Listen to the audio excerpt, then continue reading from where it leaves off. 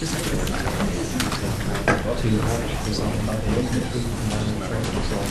mouse is right there. And we have to make sure that we speak into the mics because we're broadcasting. So Michael, are we good to go? Yes. Okay, good afternoon, ladies and gentlemen. It's funny for me, I usually put on morning meetings, so I'm a little bit discombobulated thinking afternoon, but I'm glad we've also balanced out the room instead of everyone just being on to my left. Welcome to the Woodrow Wilson Center. Those of you, we have a few people who are new in the audience, so let me just tell you briefly. The Woodrow Wilson Center was created in 1968 by Congress. We're a memorial to the 28th president. And my favorite bit of trivia to share with people is that Woodrow Wilson, he was our only PhD president. So in his spirit, see, I mean, really, did you know that? No. Oh yeah, a few people did because they've been to my talks before. Because I like rubbing that in, and also showing the intelligence of people who come often. In his spirit, the Woodrow Wilson Center brings together the scholarly and policy communities to discuss foreign policy issues, usually by region of the world. I coordinate the China Environment Forum, which is a little unusual because I just focus on one country and one issue, but it's the world's most populated country. And as a lot of you know in the room who are concerned about China's environment, China's environmental footprint on the world is quite large and growing bigger. May surpass the United States on a lot of fronts in terms of air pollution in particular. Today, we have a little bit a different kind of talk than we've had some energy talks recently. And today, we're going to talk about environmental information disclosure in China, which is a topic that is of particular interest to me because I do a lot of work on environmental NGOs in China. And I'm quite interested in how the increasing public participation is happening. And what I find very exciting is that the World Bank is on the cutting edge of this work, and that they have been doing some public disclosure, public information type projects on the environment for a number of years now. And that's why I kind of lured Wang Hua and Wanxin Li over here today to talk about some of the work that's going on. Dr. Hua Wang, he's a senior economist in the Infrastructure Environment Unit of the Development Research Group at the World Bank. His research interests focus mainly on economics, public policy, and institutions, and he's done work well beyond China. He's done in like a half a dozen countries, and he focuses a lot on pollution charges, environmental monitoring, and public disclosure issues, and community stakeholder roundtables, which is one of the newer projects that he started in China. So he's going to be giving us an overview of some of the three main public disclosure projects that the bank has been doing. And Wanxin Li, she's a PhD candidate at the Center for Public Administration Policy at Virginia Tech. And her research is focusing on, conveniently enough, a World Bank project, Green Watch. And I believe in full disclosure, since this is a public disclosure meeting, I am on her dissertation committee. So when I asked her to come, did she have a choice? No. She said, "Oh, of course, 当然, of course I will come." So, but this is cutting edge research, and it's very exciting. I think she just came back from the field in August, and is busily writing away. So it's work in progress. But what's nice is we're kind of pushing her to get her results out, right? By being here at 3:30 on a Tuesday afternoon. So before we start, I'd like to just quickly go around the room. And actually, Lulu, can you grab the microphone real quick? Because we are webcasting. So when we do Q&A, you will, and Lulu, bring it up to Heather right here. And we'll just, and so when we're doing the Q&A session, you will have to talk into a mic. I know it's a little bit a little bit of a hassle, but we'll make do. So if you just say your name and affiliation quite quickly, we'll get started. I'm Heather McRae. I'm with the Access Initiative at the World Resources Institute. I'm Lalenat de Silva, and I'm also with the World Resources Institute, same program. My name is Inoka Herod. I'm with the Asia Law Initiative at the American Bar Association. I'm Ten Fu. I'm with Catholic University of America. I'm Hong-Ling Li. I'm from Natural Resource Defense Council. Helen Rafael, Resources for the Future. Carlos De Rosa at the USCPA. I'm Lulu John. I'm Jennifer's new intern. So she had no choice on coming today either. Michael Clausen, the National Defense University. Marcia Mulkey, US EPA. Can you pass it over there, please? Real quick. Erin Waldron, Underwriters Laboratories. Ann Bennett, National Democratic Institute. Jared Petrovich's American Security Council Foundation. Michael Kane from the U.S. Environmental Protection Agency. Michael Cummings from Georgetown Law School and the Pew Center on Global Climate Change. Beverly Hong. I'm loosely affiliated with the University of Arizona. I'm a linguist. But we are concerned about endangered languages. Okay. Betty Weiss, Institute for Sustainable Communities.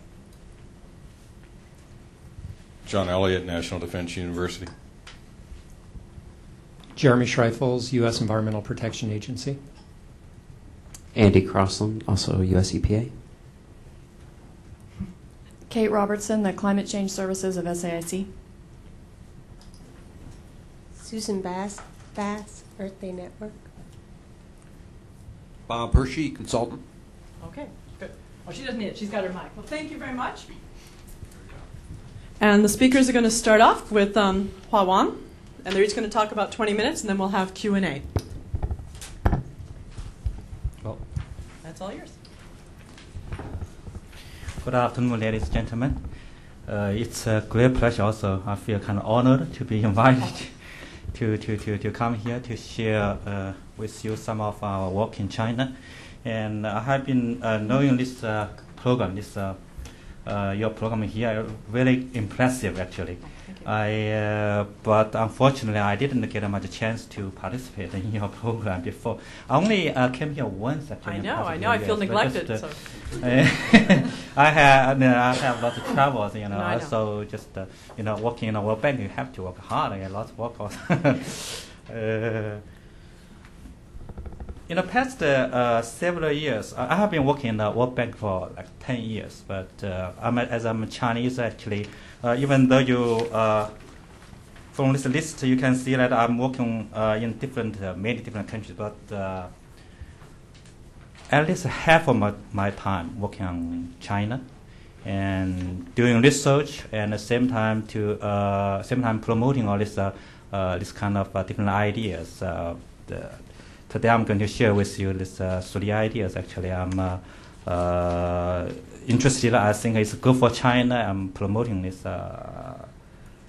kind of activities, and but also I'm also promoting the NGO stuff. And I don't know whether or not there's an association called a Professional Association for China's Environment. And I have been working on this association actually for also 10 years now. Yeah. Since 1996, we established the association here. We have also different activities. But it's in the last, at the beginning of several years, we have several activities in Washington. But in the past 3 years, we don't have much actually. I guess most of you are not familiar with PACE. We call PACE, PAC. And about in the next year, we are preparing to have a conference in Washington. We can discuss later. Okay. Oh, okay. I have 20 minutes, but I have spent like 5 minutes, right? Okay. That's okay. We've turned back time. Okay, you can start now. Yeah. Oops. I'm going to first give you a quick overview of the public access to environmental information in China, the status. Mostly important that focus on current status. Then I'm going to show you 3 programs. One is industrial performance disclosure. We call it a Green Watch. Another one is a municipal performance disclosure. The third one is a community stakeholder dialogue program. Then discuss a little bit about these challenges. About the China background, I suppose almost all of you know something about China, but not something. Some part actually you know better than me, I believe. Environment quality, very bad. The government, I believe most important part is the weak political will and the weak monitoring and enforcement capacity, especially at the local level.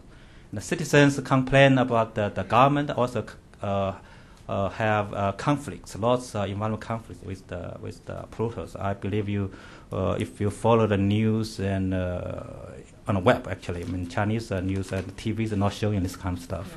But the web, you can find lots of conflicts going on. Even in just past just a few years, they're called Cancer Village. That's in Jiangsu. Even another one also big conflict. In Zhejiang province. It's Jiangsu, Zhejiang are the best, the most, the richest provinces in China. But now still lots of this kind of conflicts. Polluters are basically the bad performers are here listed, and not enough punishment, but the good performance are not that kind of well recognized.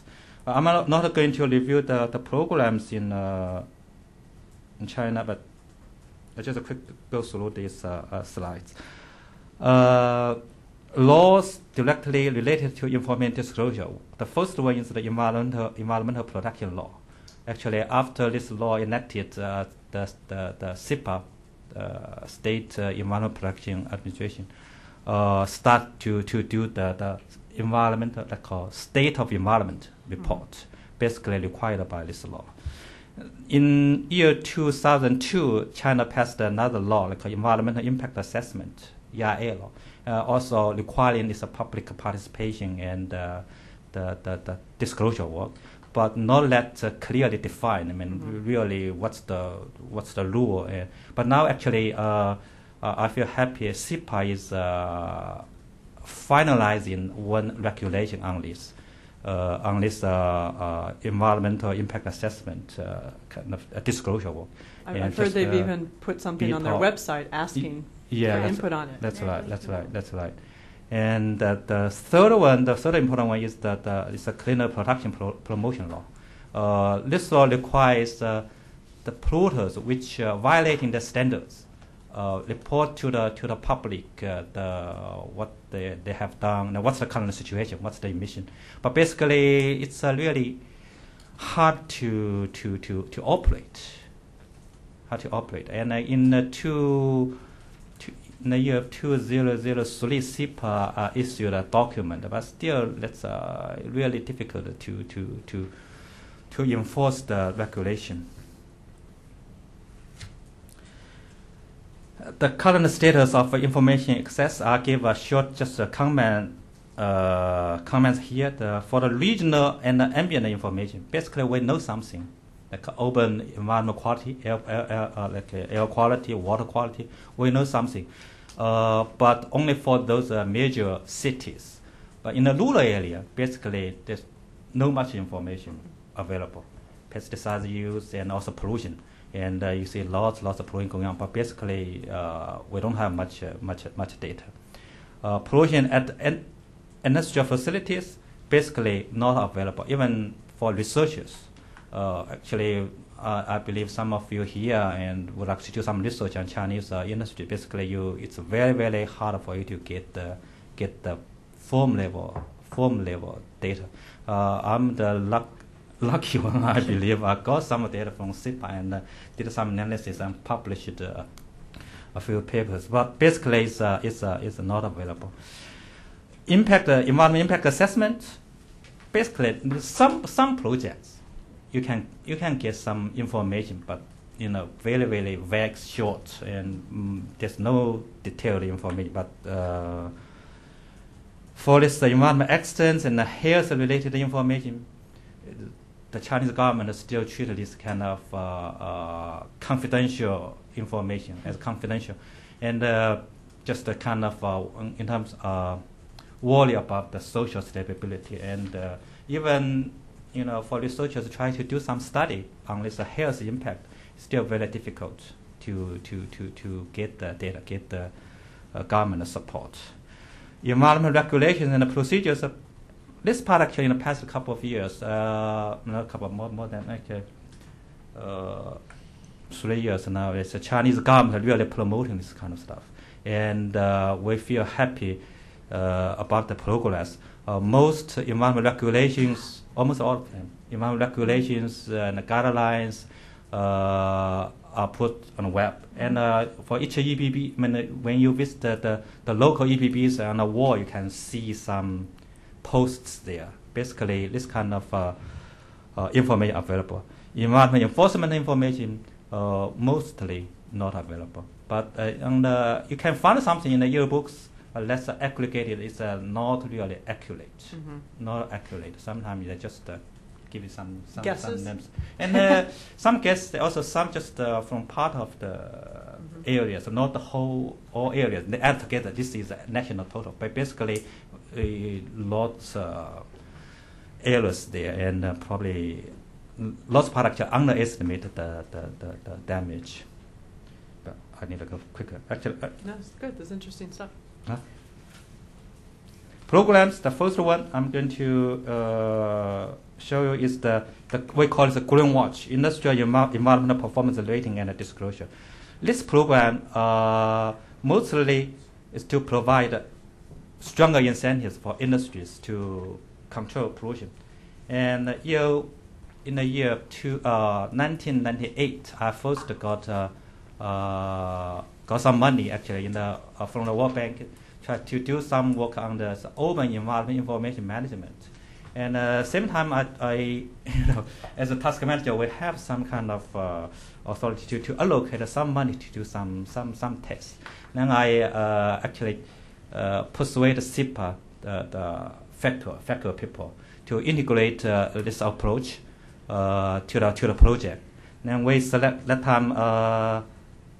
We selected 2 cities. One in Zhengjiang. It's a Zhengjiang municipality. It's a city located in Jiangsu. Another in Huhot, located in Inner Mongolia, to test this approach and figure out whether or not it's feasible, whether or not it's effective in terms of providing stronger incentives for the companies to improve their performance. And it turns out very successful, and we found that the polluters really may not pay much attention to the government orders, such as shutdown orders, but really it's threatening, but really can most time not enforceable. And they also don't worry about the kind of fines, and in China all these collections of levies or fees negotiated. The local EPBs have to negotiate with the companies. They have, but in the rich area the situation is better. But in the poor area, sometimes only like 50% of the charges collected. But we found that the polluters really responded to this disclosure work, and the images, the reputations. They really care about the images and the reputations. Then in the year 2002, Jiangsu Province decided to implement this strategy in the whole province, and the People's Congress of Jiangsu Province enacted this as a local law. And then in year 2003, I started another project. Actually, got from the World Bank. And working with SEPA, tried to have a wider test in China, and in preparing for the nationwide implementation. Just this year, actually, I came back from China September. And in September, we summarized this project. Currently, we have Anhui cities in Anhui, Zhejiang, Inner Mongolia, Guangxi, Gansu, Chongqing, and Guangdong implementing this strategy. State Council, actually, I was told actually, State Council's decision on environmental protection will have one article on this, and basically requiring all the local governments to use this public disclosure strategy in protecting the environment. And SEPA is working on a document. We actually, this project, one of the output is to produce one document, this kind of document. But SEPA still kind of struggling with whether or not to make this program mandatory or voluntary to the local EPBs. So this part is still kind of still debate.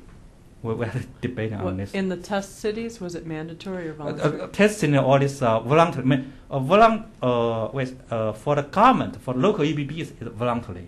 This is just a kind of a project. It's a part of the program. They have to. We don't have any mandatory requirement. They have to do. But for these cities, within the cities, all these polluters is kind of mandatory. For polluters, mandatory. If the local EPBs would like to adopt this strategy to enforce this, and the polluters have to participate in this program. I will go quickly.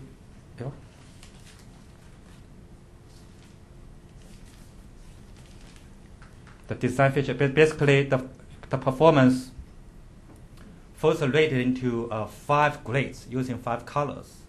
The green is the best and black is the worst. Yellow is kind of a warning sign, but this red is a kind of serious warning. Blue is okay, basically you meet the basic requirements.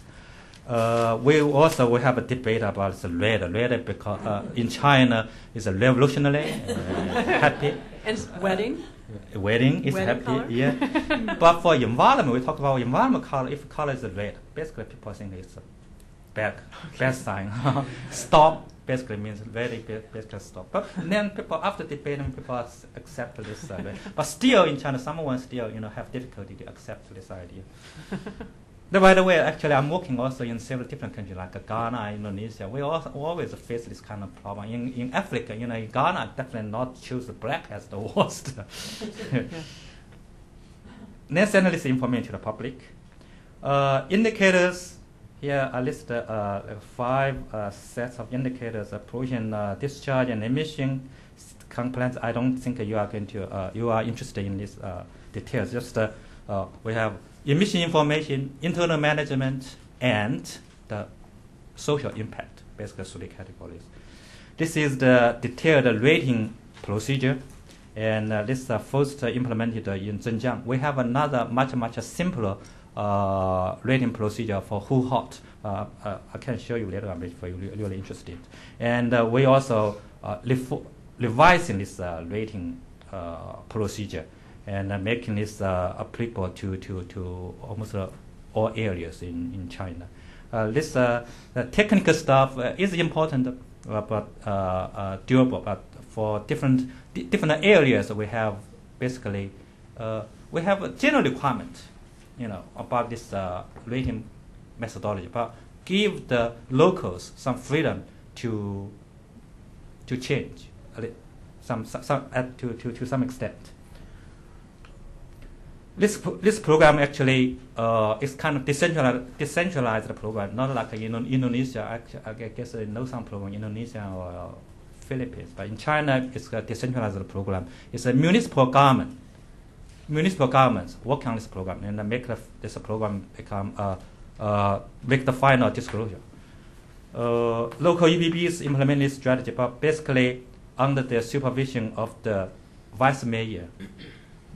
Vice mayor can get all these different government agencies together, and only only EPB cannot really do this kind of work. They're not that kind of powerful enough to do this. They're weak. Technical group, we have this mostly EPB officers working on this, supported by the university professors or the researchers in our team. I would like to point out that no NGOs involved. No NGOs involved.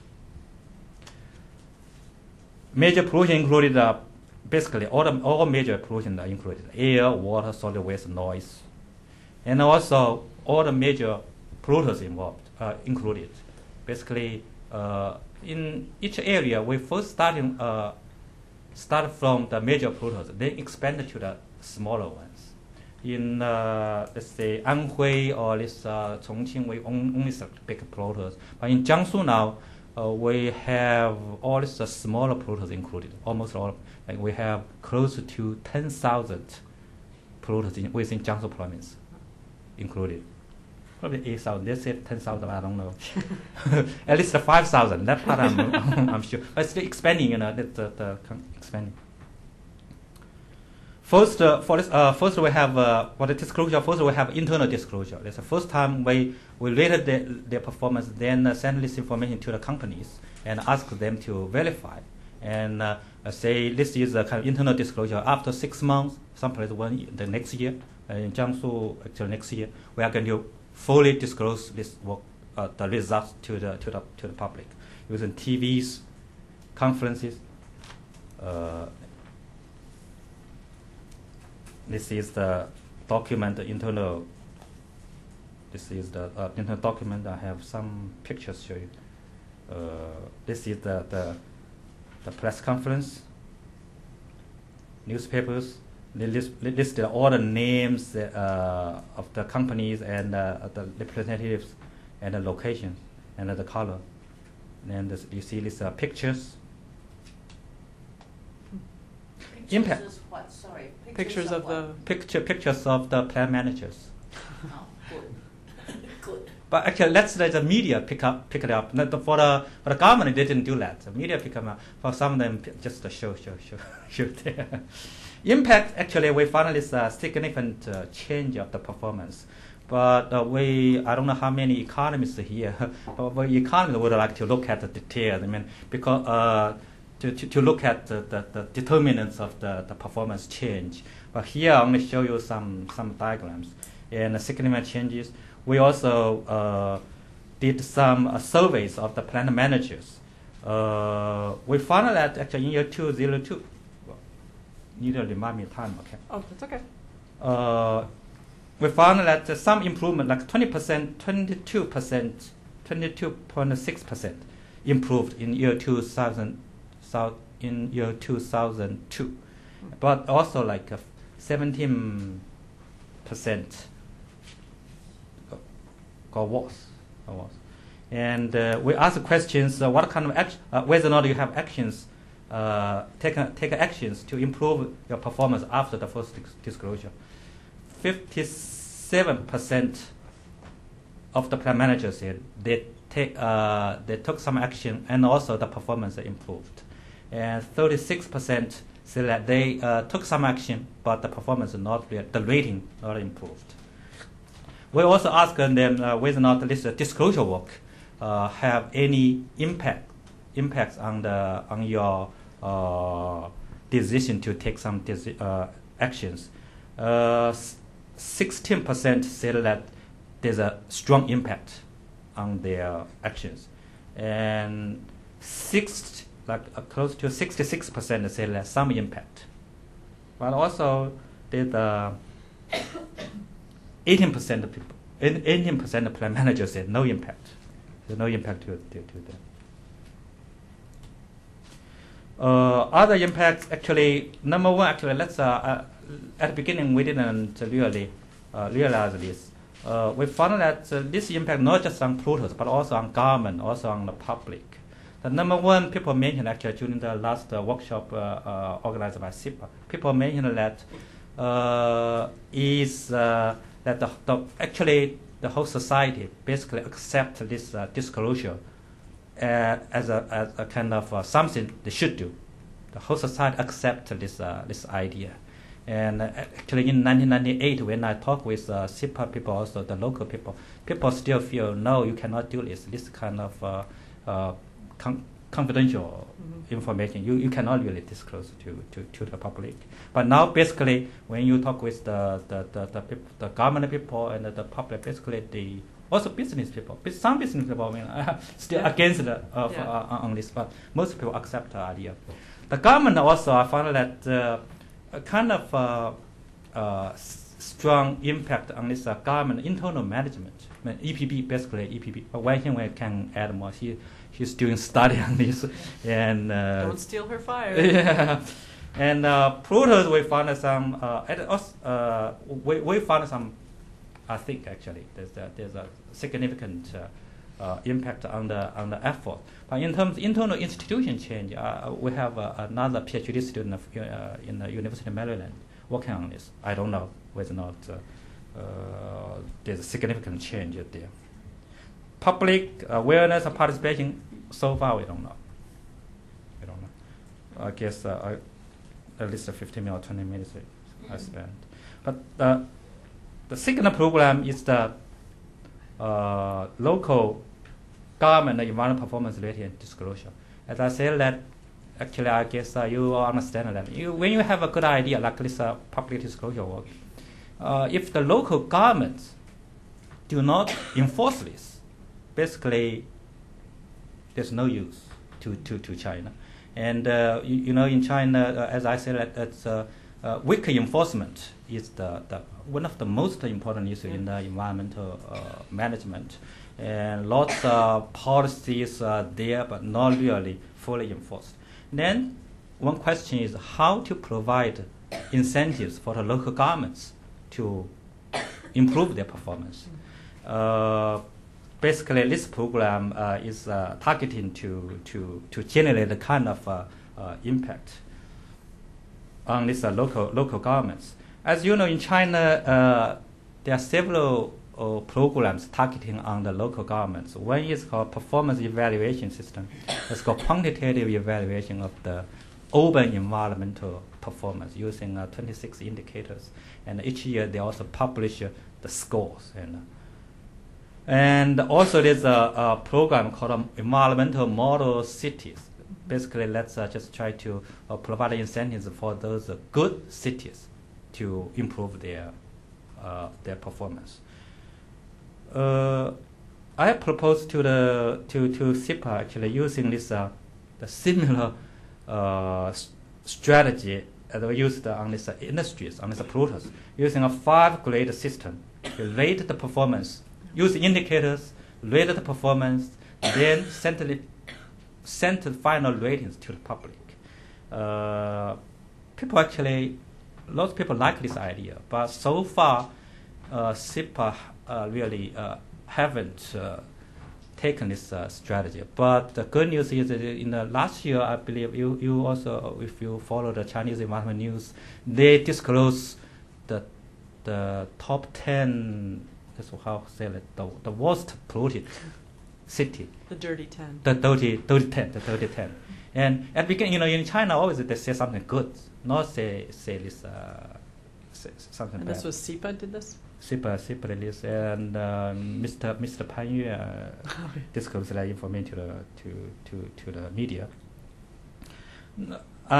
This is the proposal. And also, I found that actually, if SEPA can disclose information such as like air quality, also like green coverage, also related to the internal management information, if to the public, then NGOs can pick up.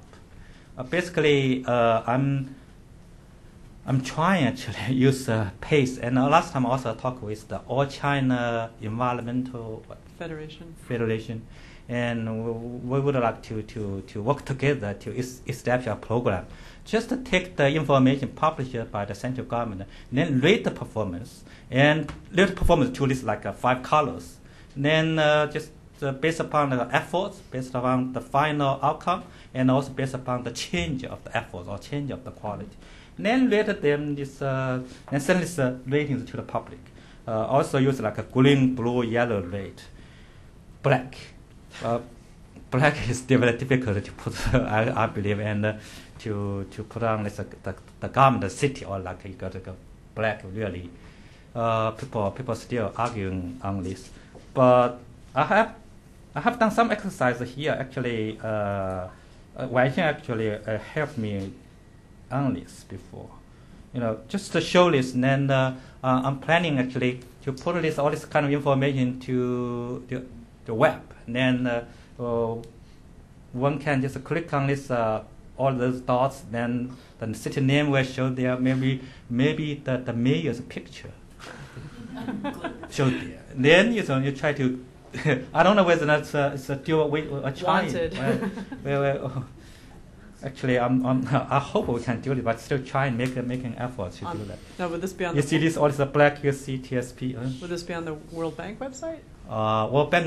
No. I don't think World Bank will do this. I will do this just as an individual. I just use some association. This part not about the World Bank. Actually. Okay, good. Just make sure that's clear. make sure it's anonymously.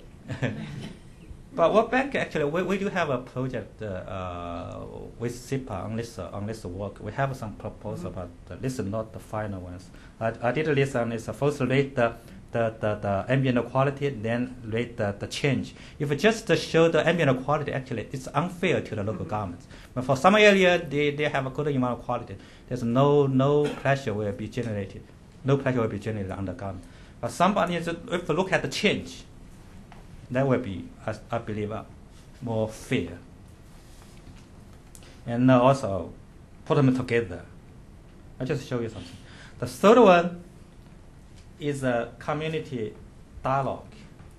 As I said, that there are lots of social conflicts there, and we did surveys in China of households and plant managers and workers and the government, and found that just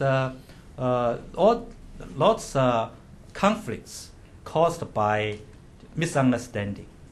In China, between the government and the industries, basically there's some communication between them. But between the government and the public, it's kind of one-way information flow. Government just gives something to the in TV and the newspapers, but for those people, ordinary people especially, may not read a newspaper. They don't know much, and of course, this actually seems that there's no information flow between the public and the companies. Almost no. And then I proposed actually, let's say in 2000, and when I was doing this survey, then asked my survey teams to test one approach. We call it stakeholder dialogue, community stakeholder dialogue. First, we try this. Ask them to first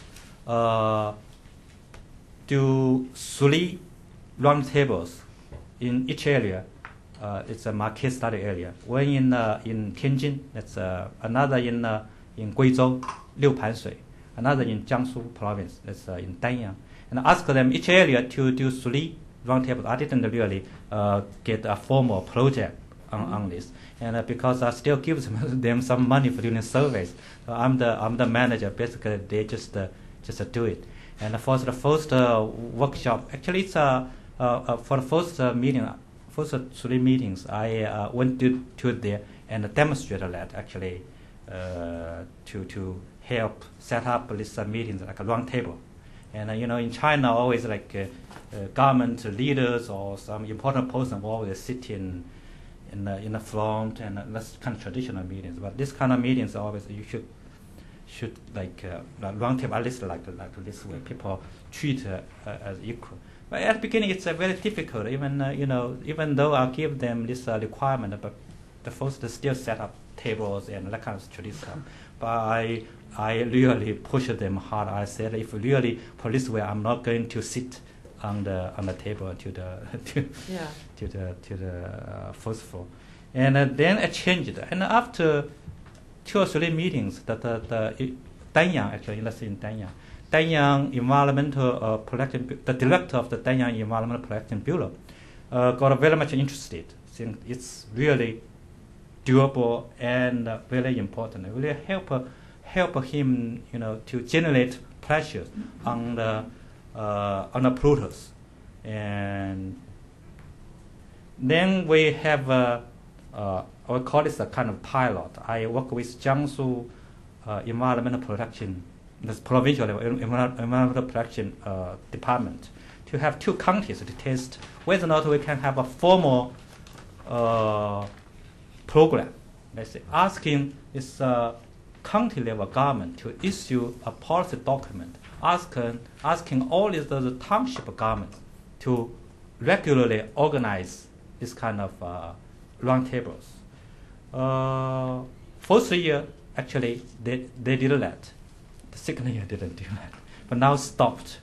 Even though, for instance, a pilot, we found this first feasible, also effective. Also, we think it's cost effective. The cost is really low. We found that there's not much really cost involved. But according to Chinese tradition, also meeting they have to provide food or compensations. But for this kind of roundtable, it's really not necessary to provide that kind of compensations. Last year, Jiangsu EPB decided to have a province-wide test. And now many towns in China are practicing this kind of work. And also, I just got a project from the World Bank on this public participation in this in urban management. And now Chongqing, Jiangsu, and also we are working with Zhejiang and Liaolin, and to ask them to participate in this program. Try to test this strategy, both in environmental protection, also on public health. I organized one roundtable in Chongqing, and I found also very useful, very feasible, very useful. Get this the directors of the public health, and also some other government officers, and also hospital managers, and also general community people together have a dialogue and talk about this. And also public transportation, and also in one town, that's Wansheng. It's a mining town, not social conflicts there. We are doing this now. Basically, I'm finished. Okay. Let me show you the final one. Challenges, last one. Challenges, lots challenges. Of course, in China it's very, very difficult. And even though you see that for this information disclosure work, I've been working on this starting in 1998. Now it's 7 years. Now it's 7 years. People generally accept this idea, but still very difficult to make this formal government policy. Assume next year SEPA will issue a formal policy. Still, they will take few years to get this implemented in all these areas. And for legal part, actually, we found there's no, even though I mentioned the 3 documents, but still there's no explicit requirement on this. We need to work on that. And we may have to have a kind of Information Disclosure Act or something. But the last September 14th, I met with Mr. Pan Yue, the Deputy Director of SEPA, and I proposed this idea to have SEPA issue environment information management procedure. I mean, this one is not just on this, not just on the industries, but also include government, and also define public rights to access environment information. Have a comprehensive document. I have actually prepared one, and I'm going to distribute in the PACE network to ask people to give input, then submit to SEPA to see whether or not they can adopt this document. Political side, actually, it's for this kind of work, we have to have NGO participating in this kind of activity. But NGO development, even though compared to other areas, environment NGOs developing very fast in China. I believe you know all this stuff, but still very difficult. Very difficult. For technical and financial side, and also very difficult. Need a money. Need a monitoring facility. If a monitoring facility is not there, you don't have data. How can you disclose the information to the public? How public can participate? Without information, public cannot really participate in all these different activities. Okay. I stop here, and comments, suggestions, and questions. I believe it's 30 minutes at least. That's fine. We're not going to punish him for going overtime, are we? More than. No, this is great. That's okay. Thank you very much. Thank you. Let's thank Wang Ha. Goes to the end. Just go page down. Yeah. And what we'll do, if it's okay, we'll just go straight into hers because it'll go into more detail in the Green Watch. Because I do have a question that do you want to switch seats? We'll play some musical chairs up here. But I'm gonna say a question for Wang Hua to think about to answer the first talk. There has been last year there was a law that was passed that was like a public administration law that said that any government action that affects a third party means that the party should be notified. And then SEPA was the first agency that actually wrote their own regulations on this, focusing in on public hearings for EIAs. So I want you to that's something I'd like you to comment on when we open up. But I want to give you time to think because to me it almost sounds like it's China has their state secret law, in case some of you don't know, that unless it's stated otherwise, all information is secret in China. And what I find really interesting, and no one has really made a big deal of this, is that this new law that passed is basically saying that the government must tell you if their action is going to affect you. So it seems like there's a little bit of chipping away. So just ponder that a moment. And we're going to, I gave us time for us to get this beautiful PowerPoint by Wan Xin Li. Okay, it's all yours. Okay, good afternoon, everyone. Thanks for coming here, for your interest. And thanks, Jennifer, for the opportunity to present some of the findings from my field work in this past summer. And also, I want to thank Hua Wang, who was my boss and introduced me to this information disclosure program. And I forgot to mention, he's also on her dissertation committee. Talk about pressure today. But I'm going to present the critical thoughts about it, so don't worry about it. Okay, information disclosure in a web of environmental regulatory mechanisms.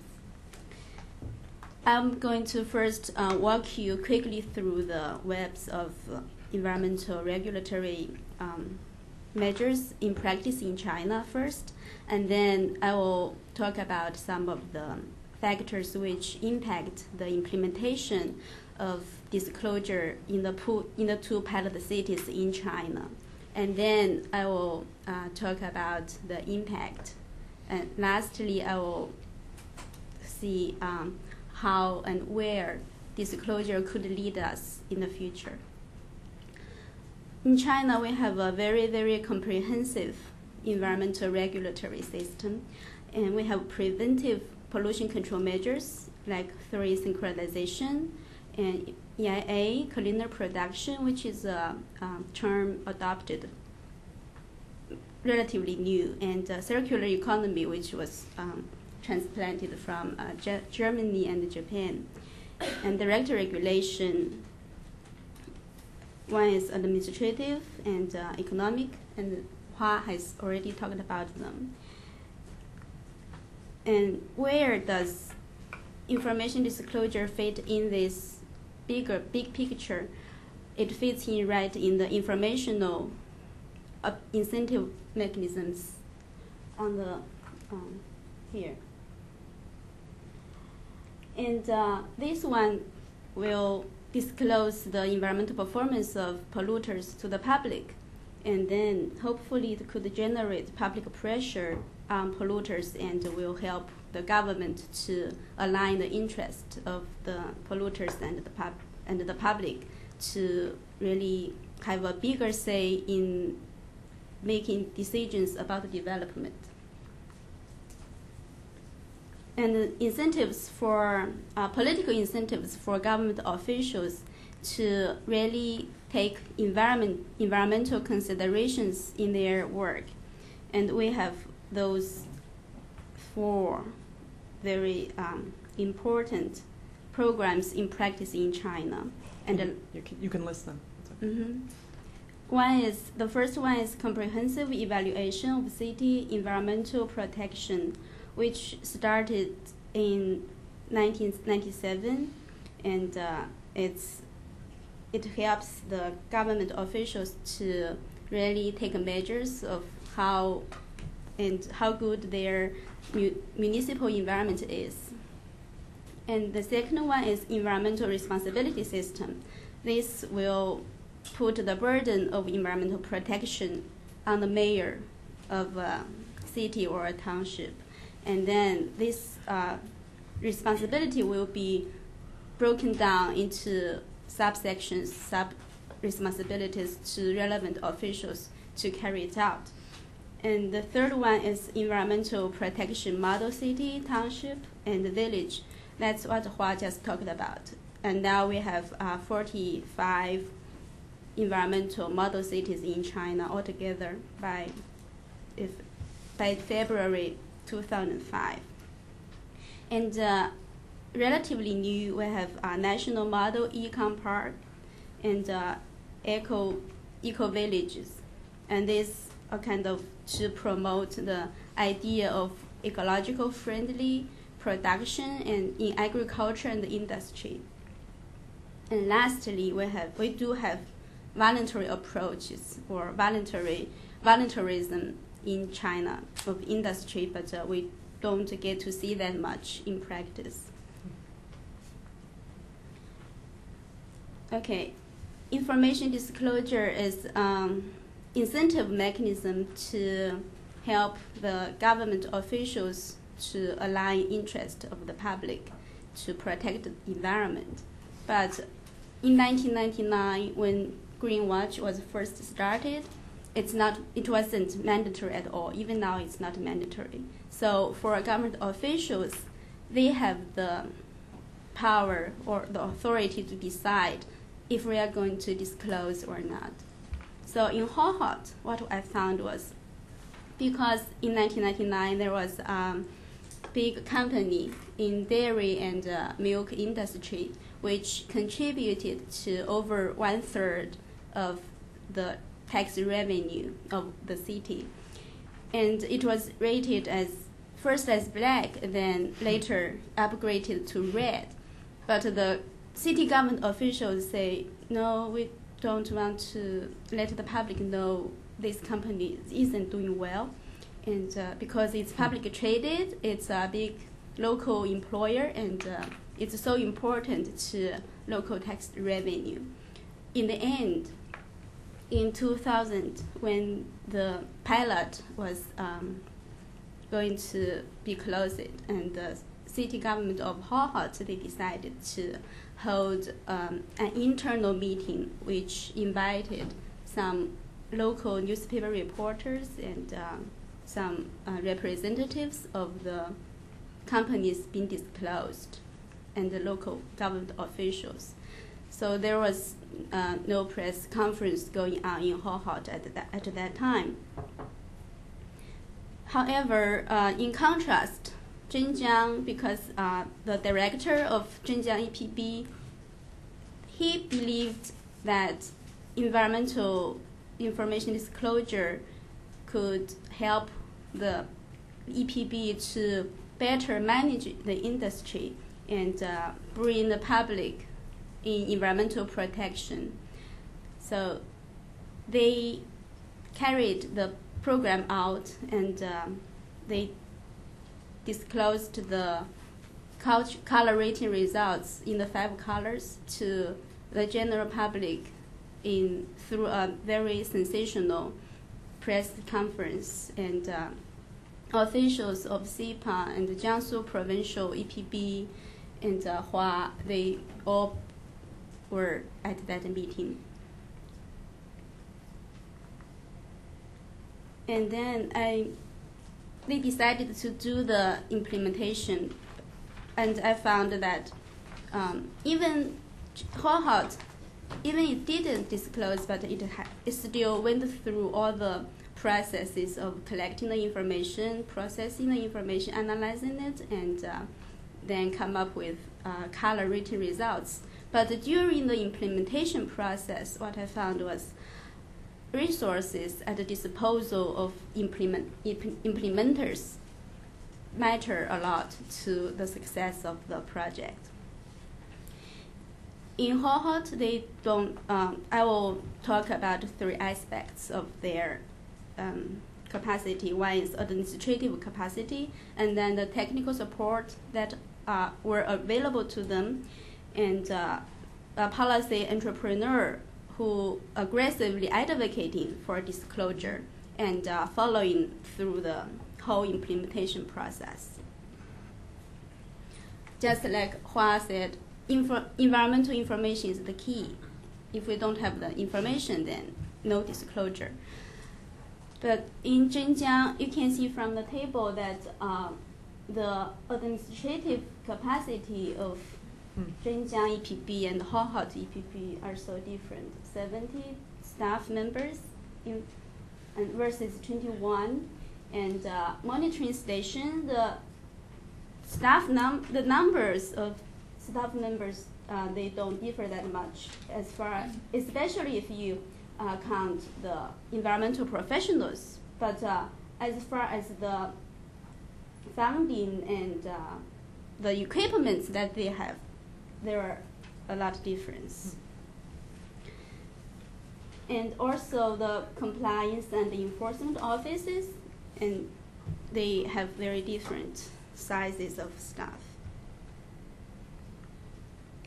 And for the, so I'll go back a little bit, talk a little bit more about the environmental information. What we available for disclosure back in 1999 was based on monitoring information, monitoring of pollution, which was conducted 3 times a year on important polluters, and for general polluters or pollution sources, we conduct environmental monitoring almost once a year. So what do we have for disclosing their performance was based on this kind of monitoring data.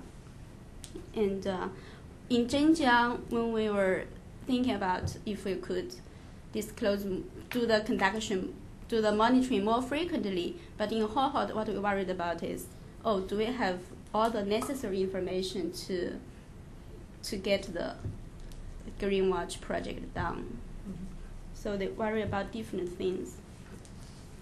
And because the disclosure, they used computerized color rating system, and which is beyond the capacity of EPBs. So they had to collaborate with more technical competent organizations. In Zhengjiang, they collaborated with Nanjing University, which is only 80 kilometers away, and they have doctor students come every week and 2 to 3 times.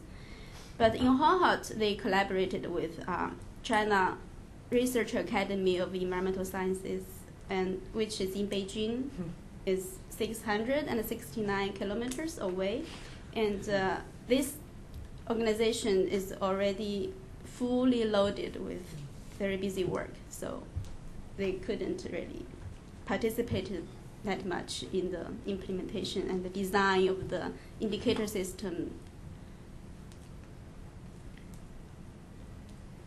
And for the Zhengjiang case, which was sustained and the pilot went through very successful, and I found, because the Zhengjiang, it's very important, this disclosure program was going to make it public, the environmental performance of all the big polluters in the municipality known, and it has to get support from the city government, otherwise the information will be blocked.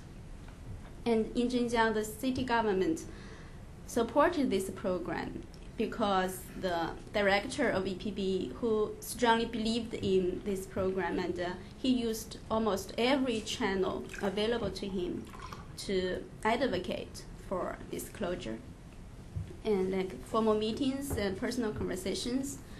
And when the representatives of the People's Congress of Zhengjiang went to Zhengjiang EPB, and they will talk about the program even before it's officially started, implemented.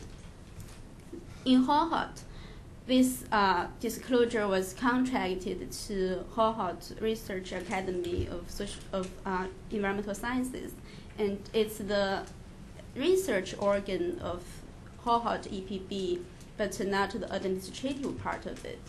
So it had to work through Hohhot EPB to be able to communicate with other government agencies and the city government.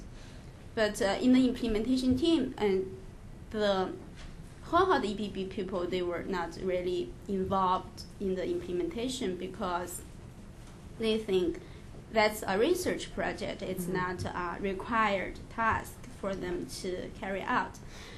So eventually, nobody in the implementation team really took on the job to reach out to the city government and to advocate for disclosure. In February 1999, there was a project launch workshop in Hohhot, and the government officials of the city government were invited to the project launch workshop. And then 6 months after, in August, there was a leading team formed. And then in January 2000, the final results came out, and the city government was asked to approve for the results to go public. So to them, it's a kind of it's a surprise because they were not very well prepared, and they were not given the opportunity to learn more about this disclosure project. So that's, in the end, they decided to only hold an internal meeting. And because what's going on after pilot disclosure? In Zhengjiang, it was sustained and expanded. But when I talked to industry people, and they asked, we were required to participate in this program, like Hua said.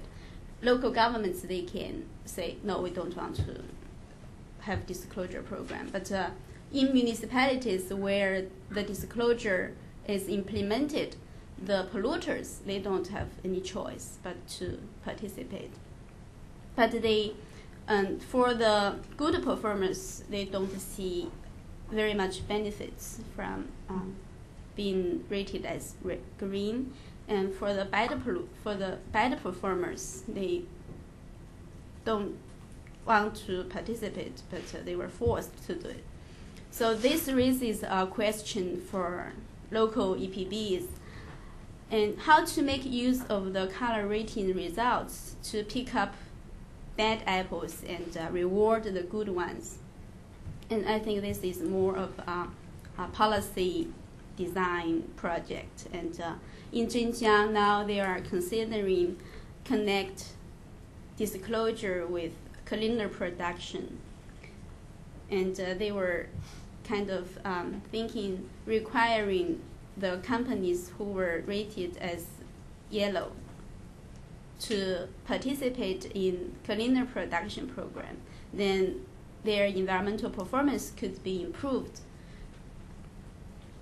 And the public awareness about disclosure is limited because, and this go back to Hua's point, it's one-way communication.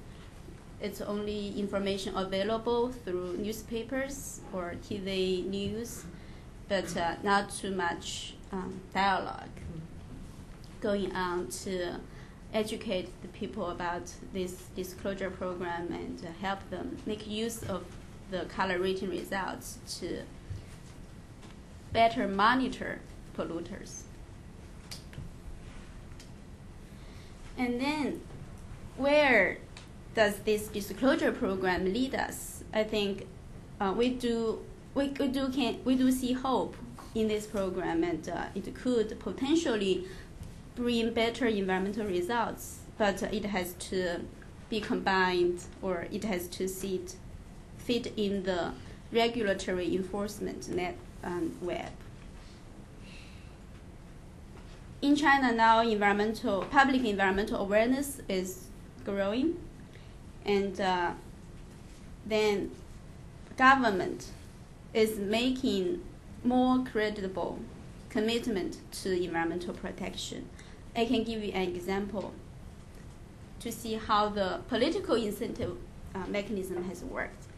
In Zhengjiang, in 2002, they decided to participate in the environmental model city program of SEPA, and then in 2003, the budget of Zhengjiang monitoring station was increased from 4 million to 7 million, with 3 million RMB, not in dollars, in RMB yuan. Yeah. And in 2004, the budget was further increased to 9 million. So they have a lot of money to buy equipments. So I think that shows government is having is making credible commitment to environmental protection, and that's because they wanted to become an environmental model city in China. and in 2004, Zhengjiang successfully became an environmental model city. And then with those more inputs and more resources available, EPBs can enhance their administrative capacity to do a better job. And then the industry, because we have better monitoring and enforcement, the industry has something to fear for public and private enforcement. And plus industry voluntarism. So hopefully we can get better environmental results. So that's the final statement about the disclosure program. Environmental information disclosure can potentially establish webs of dialogue, align interests, and build environmental consensus among stakeholders. So it could bring the hope of better environmental results in China closer to us. Okay. Thanks. Thank you.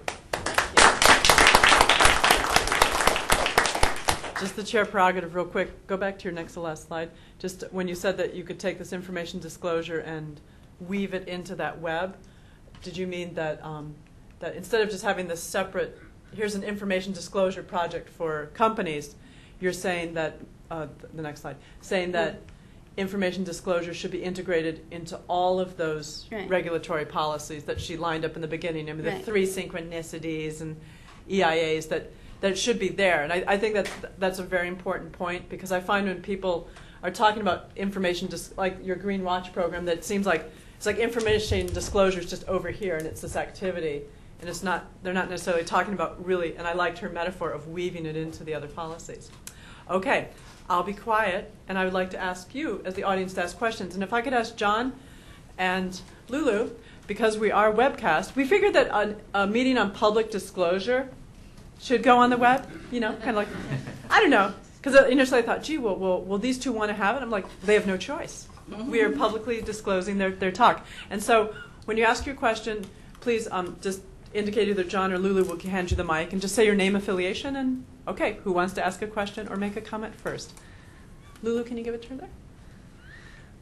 And who will be second, so then John can kind of, and John, you can hand to her and then pass around the table. Okay, yes, please, should be on. Hi, I'm Holland Lee from NRDC. My question is, China's environmental protection is suffering from good laws, but very poor implementation. So I have 2 questions related to this. The first is that, is the government actually reluctant to enhance the punishment for the reluctant or for the companies that don't disclose fake information? As long as I know, the highest punishment of the company who doesn't disclose their information or give fake information is a fine that not higher than 5 or 15. I'm sorry, I have 50. Yes, 50 or 50,000 Chinese yuan is actually a little higher than $6,000, which is low. And my question is, what are the considerations? What are the government's considerations for their reluctance to increase the punishment? And my second question is there a possibility to apply the Americans' voluntary information disclosure system, which gives the company incentive to disclose their pollution information to China? The voluntary information disclosure system here, they give benefits to companies who disclose their environmental information voluntarily. For example, they might have lower fines if they violate the regulations, or they might have lower levies. Is that possible to apply this system to China? Thank you. Okay. Who goes first? Do you want to start?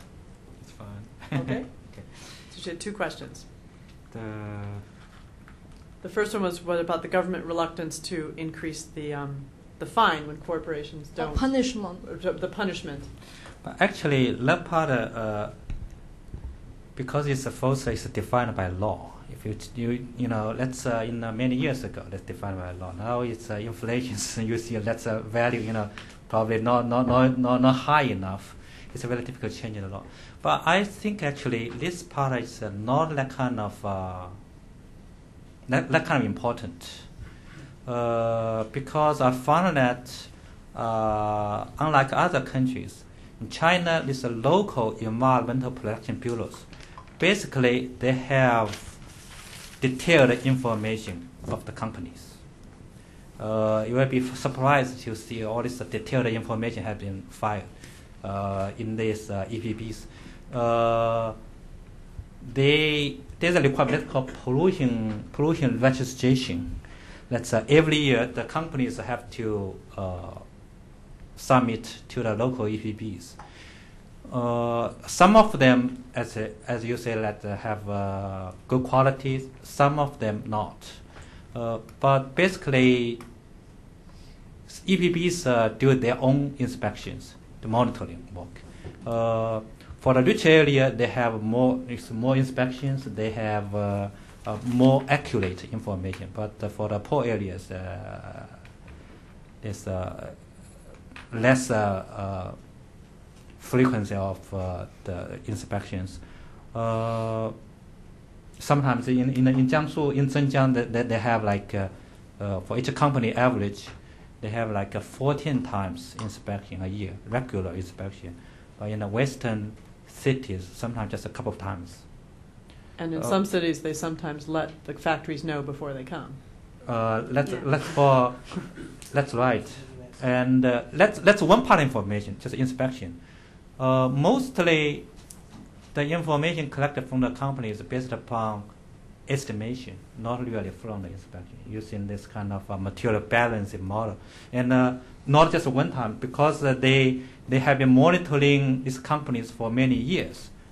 Basically, they have more or less accurate information. Especially, SEPA, not SEPA, the local EPBs have the incentives to get this information because there's in the past years, now actually a kind of change.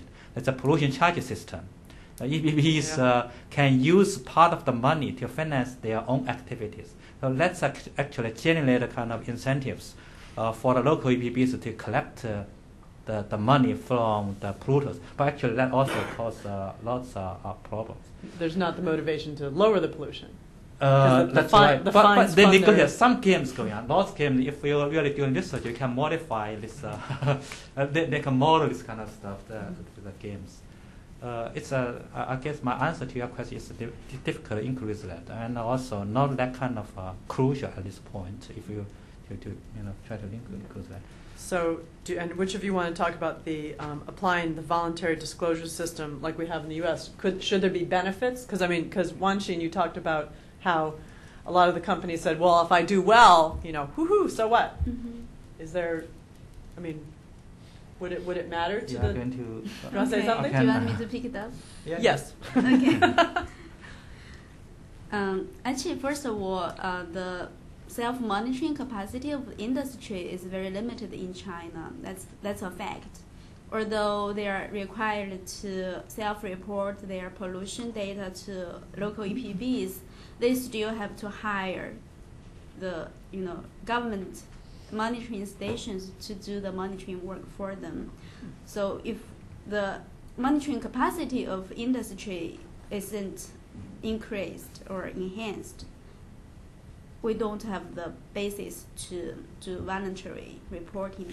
That's the first factor. And then the second one is we do have, in the US, because the stock market, they could really pick up some of the performance information, and then the company who have done very bad, they are punished by the stock market or consumers. But in China, we have ISO 14000, and the only chain or the only mechanism for companies to voluntarily improve their environmental performance and get it out is through the supply chain and some multinationals who are business partners with the companies. So in general, I don't think it's doable. it's feasible in China to have a voluntary reporting scheme set up. They need the whip. Okay. Beverly? Hi, my name is Beverly Hong Fincher. I have two short questions. One is this real-time monitoring stations. What time of the day do they work? Because in Taiwan, I go there to give speeches sometime. In the late 80s and early 90s, and because of these monitoring, and they shut down the plants during the day because that's when the monitoring is taking place. And then my friend said we cannot open our windows at night because the pollution is so bad. Okay, so this is one question. Beverly, talk into the mic, please. Pardon me? Hold the mic close to your mouth. Sorry. Another question is, you mentioned the community. The community does the 白色污染. I want to know, is that under control, the white pollution, disposable, you know, the instant noodle cups. Okay, I want to know about that. Is there anybody doing anything about that? Now, I have my personal reward for Zhengjiang. I would encourage all the people who are here and their friends to buy the Zhengjiang black vinegar.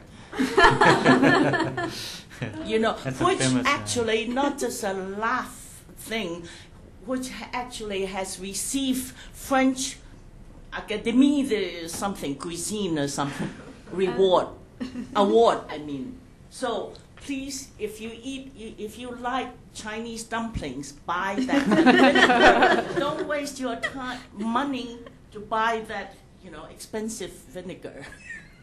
So this is one thing. Another thing is the ham, the Zhengjiang water.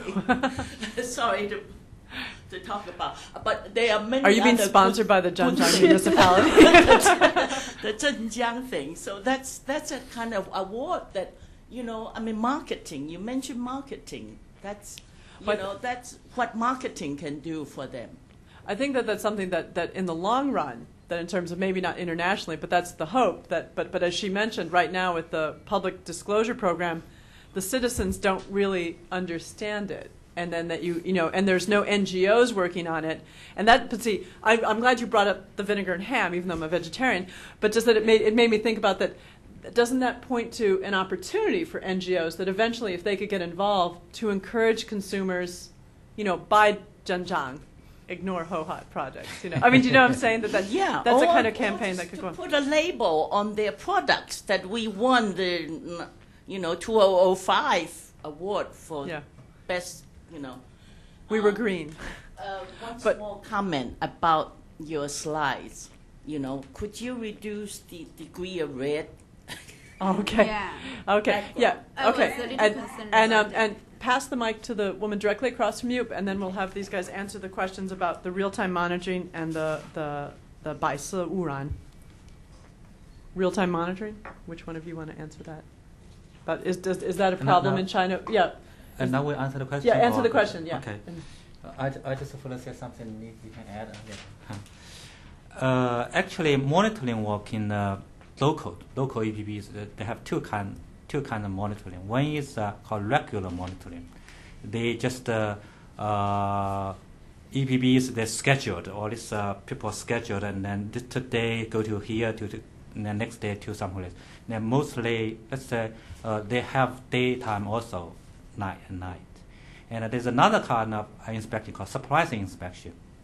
Basically, they can go to there any time. And they sometimes just receive a call from some citizens or someone or something, they just go to there. So basically not like just like only daytime or only at night.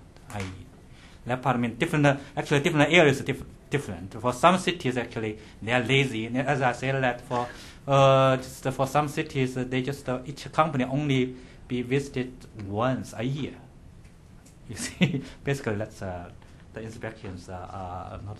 But now actually for all these big polluters, the good companies, the local EPBs require them to do this, how to say, that's 24 hours, that's a safe monitoring. That's how to say, that's it's continuous monitoring. That kind of data directly connected to the EPB. So that's very costly and cannot really applied to other. In terms of data quality, I would like to add that in all these developing countries, data quality is really bad. Compared to other countries, China is one of the best. The quality from China is pollution. Even we talk about like only several inspections each year.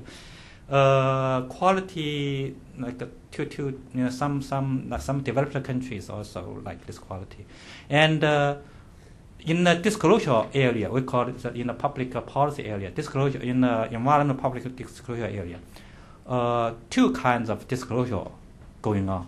One is called pollution registration and transfer program registration. That's a PRT. Just actually. They require all these companies to disclose all the information to the public, like emission information, detailed quantity of emissions. But actually, this kind of work in China or other developing countries is very, very difficult because of the accuracy of the data. We are not at World Bank also trying to implement this help implement this policy in other countries. In the United States, we have a good PRI, the toxic release inventory. Yeah. But like for this 5 color stuff, basically we only categorize the performance to 5 colors. Actually, only 5 categories. So basically, the data quality mostly can meet the requirement. This within certain range, but only those just like very close to the benchmark. We have some doubt really to need to do the inspection. And on the white actually there are lots of work going on, and also NGOs also very active about this white, and also regulation. I'm not familiar with that area, but I know lots of activities going on. Yeah. Okay. Your question there? Hi. Yeah, my name is Erin Waldron. I'm with Underwriters Laboratories, and we've been following closely emerging environmental regulations regarding hazardous substances. For instance, the EU's restriction on hazardous substances, or RoHS, and also recycling requirements related to electrical and electronic goods potentially containing these substances. And I was just wondering, we know that China's working on these regulations as well. Do you think that this is something that might fall under an environmental information disclosure project or policy that companies would need to disclose whether or not they're using these hazardous substances, to what degree, and whether or not they're recycling, or is that beyond the scope? Answer is yes. I didn't get time to show you all these indicators, including the disclosure work. This disclosure is not just about the emission, as I said. They have all the compliance with different regulations all there. Let's say for this different regulation for blue color, basically they meet all this detailed requirement. If the local government, local EPB would like to integrate that into the system. This disclosure just actually combine emission and, as I said, that's internal management, all this requirement, cleaner production, ISO 14000, all this system. I try to provide incentives for them for the polluters to meet the requirement, all the requirement. I mean, for the green, basically meet all the requirement. Also, when regulation. Which one? Keep clicking down the big chart with that one. The next one, yeah, this one. Probably cannot see that. And I will be if Huawang's okay, I'll put this online. This PowerPoint. Basically, you see the detail. I have one, but cannot see that. The solid waste treatment rate is greater than 80%, like 100% toxic disposal meets the requirement, and for the green side, emissions of all pollutants are less than or equal to 20% of the permission. So basically, all this are connected. That's accidents, and also there's another category called all basic environmental management requirements. emit. That's for blue side. If you don't meet any requirement, you will get at least a yellow kind of warning sign. Basically, this combined together. When people talk about this policy and connecting to others, basically all connected. Okay, passed across. I guess we can move it over. I would like to add add to her question about the voluntary. Actually, China has a voluntary program going on now. They call Wang Xin said that they call environment friendly companies. CEF. That's yeah, but really, you see that in the United States, as Wang Xin said, that could be effective, and because there's a stock trading somewhere. In China, really difficult. Some of them are to get some this benefit recognized by EPP, but China actually, I believe, if really would like to have kind of effective, cost-effective, let's say, regulation, you have to target on those bad polluters. For the good polluters, they increase a little bit. You spend a lot of regulation resources. You ask them to do this to check, then improve a little bit. But if you spend the resources target on those bad polluters, and including this like a model city program, that's effective. I do believe that's effective. But if they spend more effort on those really bad cities, those bad guys, you will get like with cost-effective result. Okay, Marcia? Hi, I'm Marcia Mulkey from EPA. I have the impression that the Chinese government, or at least the central government, is much more receptive to open disclosure in the environmental field than in most others. Do you think that's right? And why do you think that's the case? And do you think that's significant for the growth of openness in other parts of the Chinese system? The answer is yes. The central government actually kind of more active in this area. They accept all this idea. The most important issue is the local government. The local government, like mayors, they think about the economic development, the incentives there. They would like to protect the polluting companies.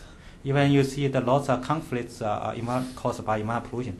The major reason is the local governments, like county level, even town level governments, protecting those polluters. But the central government actually, one thing is influenced by the kind of international exchange, and they kind of also better educated. Also, no, actually not exactly. For central government also, you have to divide.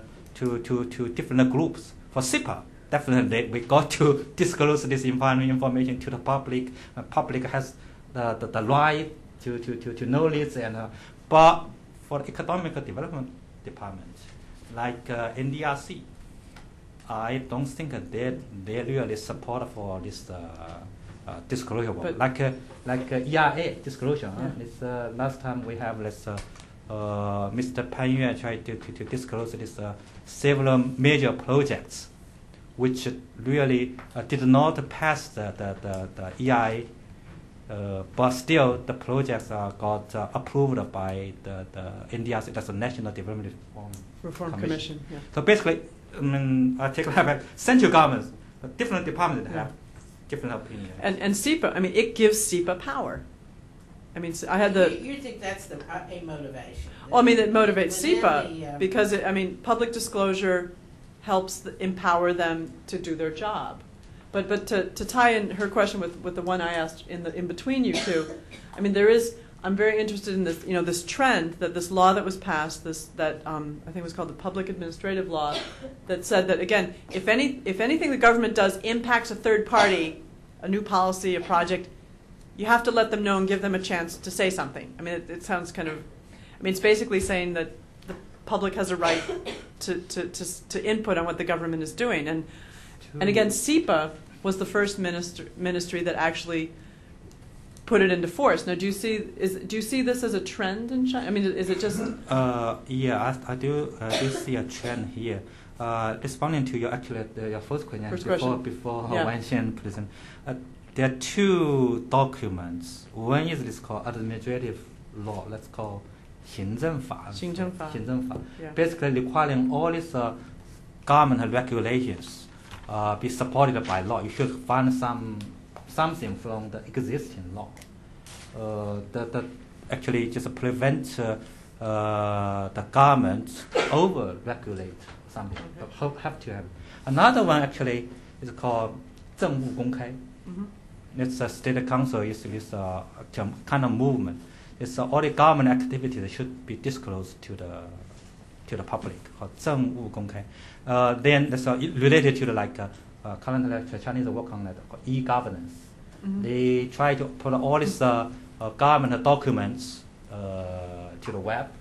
And as I said, it's actually environment. I don't know. I haven't got a chance to compare the environment agency with other departments. But environment so far, actually, I feel happy with their work, and the progress in this area is very. And it has been the sector where the environmental NGOs. I mean, the NGOs grew fastest in the environmental sphere. I mean, again, it was a way that the central government knew they didn't have the power, and so they turned to the private sector. Okay, there's going to be Heather, and then Carlos. Heather. Yeah, my question's related to Jennifer's, I think. From what I have heard, Shanghai and Guangzhou and a number of other jurisdictions have enacted general freedom of information provisions. And I wonder if either of you have encountered these at all in your work and have a sense for how they're impacting disclosure of environmental information. I heard all this stuff, but I haven't done any analysis or collecting information compare this the general disclosure requirement with this environment. But Shanghai actually, even though they say there are lots of disclosure going on, but on the environmental side, still not. Let's say for the polluters, they say they have programs. So far, I haven't found much. Guangzhou now is working on this kind of color stuff, 5 color stuff. They active, even though they're not included in our project, but still active working on this. They not accept this 5 categories. They would actually divide it to 3 categories. But I said later on you will find a problem. Different, you don't have, if a company cannot move from one category to another category, there will be no incentive for them to do that. But they work on, I believe, that may connect it to this general disclosure requirement. I'm sorry, I didn't do this kind of comparison. Wan Xin, had you heard anything about the freedom of information work in Shanghai and Guangzhou? Right, I have heard of it, but because they only have the legal power within their jurisdictions, and it can't be expanded to other areas in regions in China. Besides, it's more about the available government information. But for environmental information, it's almost impossible to disclose the raw data to the public because the public don't have the ability to understand that much information. And for the disclosure project, the beauty of it is to have a comprehensive rating of the polluters, and it could. I don't see there is any specific clause on environmental information disclosure so far in this Freedom of Information Act, but it could be put within the scheme and make more environmental information available to the public. I haven't heard much. My impression is that no one's really tested it yet. And I think that that's what's going to be interesting to see in the next few years. But we do know, there are a lot of cases a lot of environmental, like HIV/AIDS activists who got arrested when he posted government information on HIV/AIDS on the internet. He got arrested by the local government. And that sometimes, so there have been examples where activists in different sectors have posted information and they get arrested. So I think that there's probably a lot of people who are a little bit gun shy to test this law. And again, it's something, I'm glad you reminded me of this because I I haven't gathered information, but I know some people in China that I'm going to now have them check it out for us. And I think our last question here from Carlos. Yes, Carlos Droser from USCPA. Many of us have been reading in the New York Times and Washington Post in past months about villagers who feel they have to take the law into their own hands and take direct action to shut down terrible polluting factories.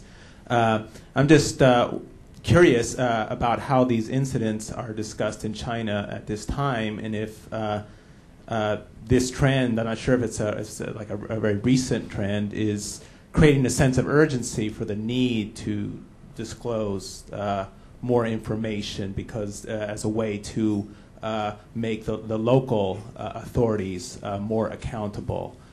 So I just wondered kind of what effect that is having on this debate about increasing disclosure, making it mandatory, et cetera. Great question. Okay, who wants to start? I think, you basically agree with you. This kind of incidents really provide a kind of incentives to have more disclosure. Basically, let's actually only affect the top leaders, the central government. For the locals, the kind of battle going on now, they don't really want to do that. For some, actually, lots of areas, they don't want to do that. So I believe in the next couple of years, 2 or 3 years, if SEPA endorses that document, the public disclosure work we presented to SEPA, there will be a battle between SEPA and the local governments. And the SEPA may ask them all of them have to do this, but local government may not really enforce this activity.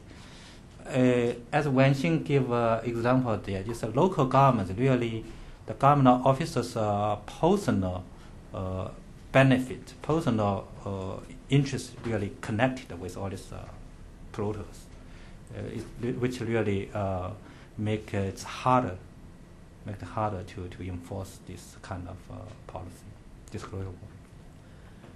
If I can make a comment, because I wanted to tell Wang Hua that actually there's a new NGO was just created, or it's in the process of being created in Zhengjiang, and they call themselves, I think they're calling themselves China Watch. So actually, no, it's more, so it's like Green Watch, China Watch, and the gentleman that found is in the process of getting it registered. He had been monitoring these protests that we mentioned in Zhejiang, and it appears that he's just been arrested when he went to go open a bank account, and the excuse was he's been arrested because he is not yet an NGO, and he doesn't have the certification to be an NGO, so he couldn't yet open a bank account. But most likely, my guess is that it's because he had been monitoring and probably getting ready to publicize, because his whole organization was going to try to be one that would be public disclosure. It sounds like, again, it was in its infancy, and it kind of links to what I just said to Heather.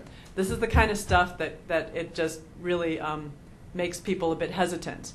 But it shows you, I'm emphasizing his point. I'm not saying that the local governments are always the enemy. It's probably just certain parts of the local government, because clearly there are those, like Wan Xin pointed out, there are those local policy entrepreneurs who really want to change things. But and sadly, we always hear about the examples where it's not happening. Closing comment? Okay, actually, I think more citizen private enforcement could really push the government to do better, because from my conversations with environmental professionals here in the States, and they said the government pay the NGOs or the lawyers to bring lawsuits to the courts. And then if we could have more environmental NGOs, and if the government or the central government is more active in facilitating private actions against the polluters, that would be very helpful. Not only, we can't really only rely on information disclosure, but we have to combine it with other instruments. Actually, Michael, did you have a quick question? Can you get the mic real quick so we can, and we'll make this a closing one. Just a quick question on the incentives for local government to actually carry out the environmental regulations. And there was mention made of environmentally successful model cities. And could you give me a sense of, are there a fair number of these or just a handful? And what are the incentives for getting that designation? I mean, what does a local municipality or city get out of being designated as an environmentally successful model city? I think that's you. That's just kind of a reputation. As a no, but mostly, some they use an indicator. Is there a map with it? Like a 30 something. I pulled this out from the SEPA's from the website of SEPA. So I mean, it's more for it's a good advertising thing, and it's. I mean, I'm not sure. I mean. They treat it as a kind of achievement of the themselves for the government, actually. But they don't get to hold back more of the fees they've collected or anything like no, that? There's no financial benefit from revenue sharing with the central government or provincial government. Right. They don't receive that. Right. Okay. Unless you buy more vinegar. Unless you buy more vinegar. There she is pushing it again. Well, I want to thank all of you for your excellent questions, and I also want to thank our speakers because I found that highly informative because this is information that's not really out there. Thank you very much. Thank you. Okay.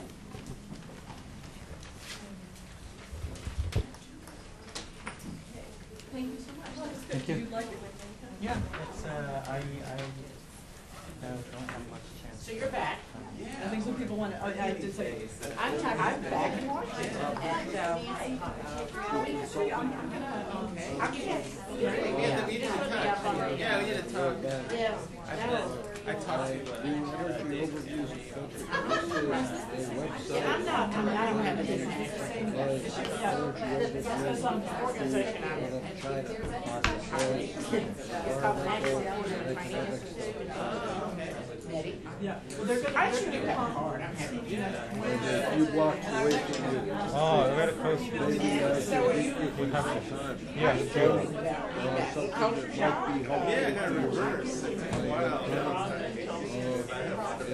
spreadsheet model of the city of Krakow and Poland, the city. obviously, Jackie from what? obviously, Yeah. A lot of progress,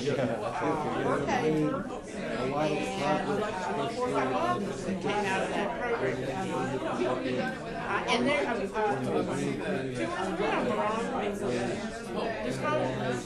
including Changwon, did you meet her? She was head of